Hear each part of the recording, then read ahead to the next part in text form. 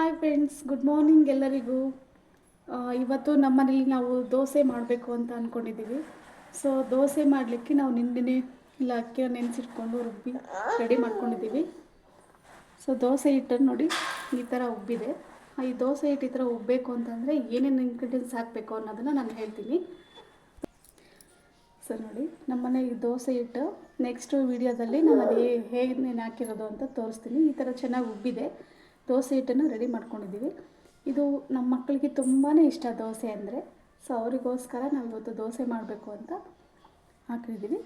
Friends, ಈ ಥರ ಉಬ್ಬಿದೆಲ್ಲ. ಈಗ ನಾನು ಇದನ್ನೆಲ್ಲ ಮಿಕ್ಸ್ ಮಾಡ್ಕೊತೀನಿ.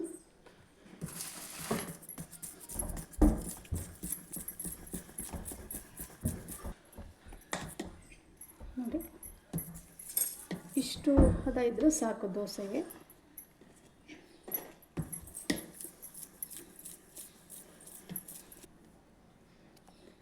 ಇಷ್ಟು ಗಟ್ಟಿ ಬೇಡ ಅಂದರೂ ಕೂಡ ಒಂದು ಸ್ವಲ್ಪ ನೀರು ಹಾಕ್ಕೋಬೋದು. ಸ್ವಲ್ಪ ತೆಳು ಇದ್ರೂ ದೋಸೆ ತುಂಬ ತೆಳುಗೆ ಗರಿ ಗರಿಯಾಗಿ ಬರುತ್ತೆ. ಚೆನ್ನಾಗಿ ಒಂದು ಸಲ ಮಿಕ್ಸ್ ಮಾಡ್ಕೊಂಡಾಗಿದೆ. ಈಗ ಇದು ದೋಸೆನ ಪಕ್ಕಕ್ಕೆ ಇಡ್ತೀನಿ. ಇದು ದೋಸೆ ಹಿಟ್ಟನ್ನು. ಸೊ ನೋಡಿ, ದೋಸೆಗೆ ನಾವು ಚಟ್ನಿನ ರೆಡಿ ಮಾಡ್ಕೊಂಡಿದ್ದೀವಿ. ಚಟ್ನಿ ಕಾಯಿ ಚಟ್ನಿ, ಬರೀ ಕಾಯಿ ಚಟ್ನಿ ಮಾತ್ರ ನಾವು ಮಾಡ್ಕೊಂಡಿದ್ದೀವಿ. ಯಾಕಂದರೆ ನಮ್ಮಲ್ಲಿ ಕಾಯಿ ಚಟ್ನಿ ತುಂಬಾ ಇಷ್ಟ. ಅದಕ್ಕೆ ದೋಸೆಗೆ ಚಟ್ನಿನ ರೆಡಿ ಮಾಡಿ ಇಟ್ಕೊಂಡಿದ್ದೀವಿ.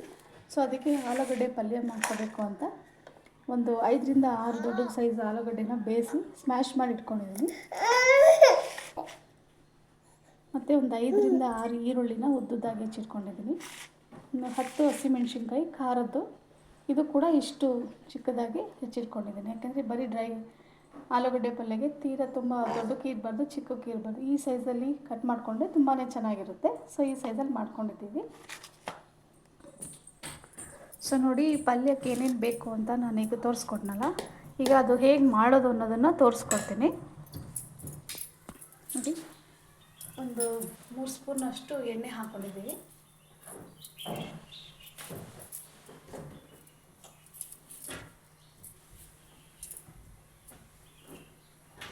ಸೊ ಎಣ್ಣೆ ಬಿಸಿ ಆಗ್ತಾಯಿದೆ.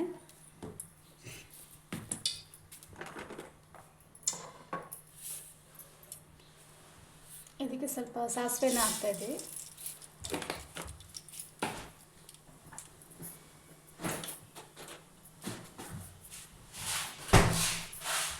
ಸಾಸಿವೆ ಸ್ವಲ್ಪ ಸಿಡಿತಾ ಇದೆ. ಸ್ವಲ್ಪ ಕಡಲೆಬೇಳೆನ ಹಾಕ್ತೀವಿ ಒಗ್ಗರಣೆಗೆ. ಇದು ಎಣ್ಣೆಲೇ ಸ್ವಲ್ಪ ಫ್ರೈ ಆಗಬೇಕು. ಅದಕ್ಕೆ ಸ್ವಲ್ಪ ಜೀರಿಗೆನ ಹಾಕ್ತಾಯಿದ್ವಿ.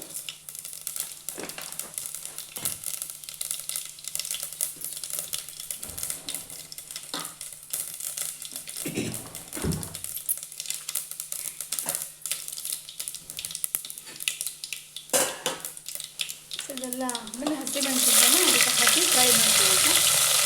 ಈಗ ಎಣ್ಣೆಗೆ ಫ್ರೈ ಆಗುತ್ತೆ ಅದು ಹಸಿಮೆಣಸಿನ್ಕಾಯಿ. ಇದು ಎಲ್ಲ ಕೂಗಿ ಫ್ರೈ ಮಾಡಬೇಕು.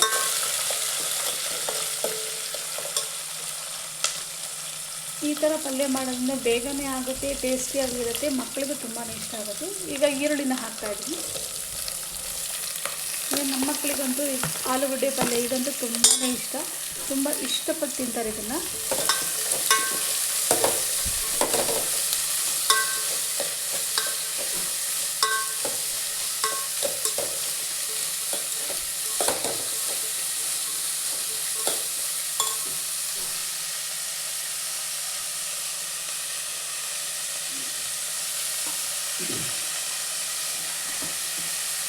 ಇದಕ್ಕೆ ಸ್ವಲ್ಪ ಉಪ್ಪನ್ನು ಹಾಕೋತಾ ಇದ್ದೀನಿ. ಉಪ್ಪು ಹಾಕಿದಾಗ ಬೇಗ ಸ್ವಲ್ಪ ಈರುಳ್ಳಿ ಸಾಫ್ಟ್ ಆಗುತ್ತೆ, ಬೇಗನೆ ಎಣ್ಣೆಲಿ ಫ್ರೈ ಆಗುತ್ತೆ ಅಂತ.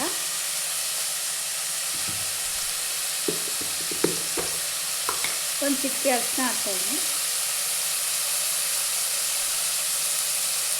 ಸೊ ಇದನ್ನು ಪೂರ್ತಿಯಾಗಿ ಈಗ ಮಿಕ್ಸ್ ಮಾಡ್ಕೊತೀನಿ.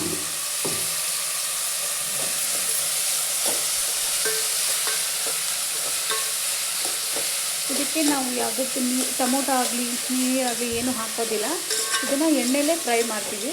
ಎಣ್ಣೆಲೇ ಕೂಡ ಫ್ರೈ ಆಗುತ್ತಿದೆ. ಸೊ ಒಂದು 10 ನಿಮಿಷ ಇದು ಅದರಲ್ಲೇ ಬೇಯಬೇಕಾಗುತ್ತೆ, ಎಣ್ಣೆಲೇ ಫ್ರೈ ಆಗಲಿ. ನೋಡಿ, ಈಗೆಲ್ಲ ಫ್ರೈ ಆಗಿ ಈ ಥರ ಫ್ರೈ ಆಗಿದೆ. ಬರೀ ಎಣ್ಣೆಲೇ ಈರುಳ್ಳಿ ಇಷ್ಟಾದರೂ ಸಾಕು. ಗರಿ ಗರಿ ತಿನ್ನಲಿಕ್ಕೆ ಒಂಥರ ಟೇಸ್ಟಿಯಾಗಿರುತ್ತೆ ಈರುಳ್ಳಿ ದೋಸೆ ಜೊತೆ ತಿನ್ನಲಿಕ್ಕೆ. ಸೊ ಇದನ್ನು ಬಿಸಿ ಆಲೂಗಡ್ಡೆನ ಮ್ಯಾಶ್ ಮಾಡಿ ಇಟ್ಕೊಂಡಿದ್ದೀನಿ, ಬೇಯಿಸಿರೋ ಆಲೂಗಡ್ಡೆನ. ಈ ಒಗ್ಗರಣೆ ಸ್ವಲ್ಪ ತಣ್ಣಗಾದ್ಮೇಲೆ ಆಲೂಗಡ್ಡೆನ ಹಾಕಬೇಕು. ಸೊ ಅದಕ್ಕೆ ಹಾಕಿ ನಾನು ಆವಾಗಲೇ ಗ್ಯಾಸ್ ಆಫ್ ಮಾಡಿಕೊಂಡು ಸೈಡಲ್ಲಿ ಇಟ್ಟಿದ್ದೆ.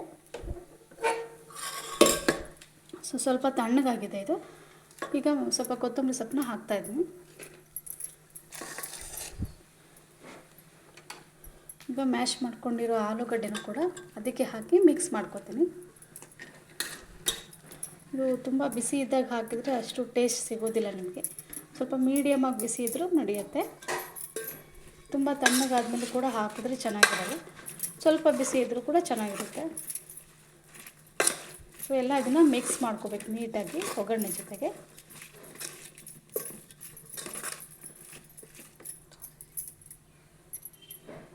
ಸೊ ನೋಡಿ, ಈಗ ದೋಸೆನೂ ಕೂಡ ಹಾಕಿದ್ದೀವಿ, ರೆಡಿಯಾಗಿದೆ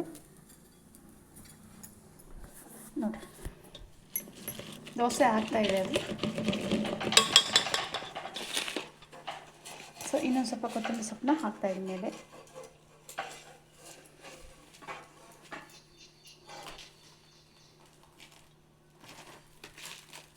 ನೋಡಿ, ಈಗ ಎಲ್ಲ ಮಿಕ್ಸ್ ಮಾಡ್ಕೊಂಡಿದ್ದೀನಿ. ಸೊ ಪಲ್ಯ ಈ ಥರ ಆಗಿದೆ. ಈ ಥರ ಇದ್ದಾಗ ರುಚಿ ತುಂಬಾ ಚೆನ್ನಾಗಿರುತ್ತೆ.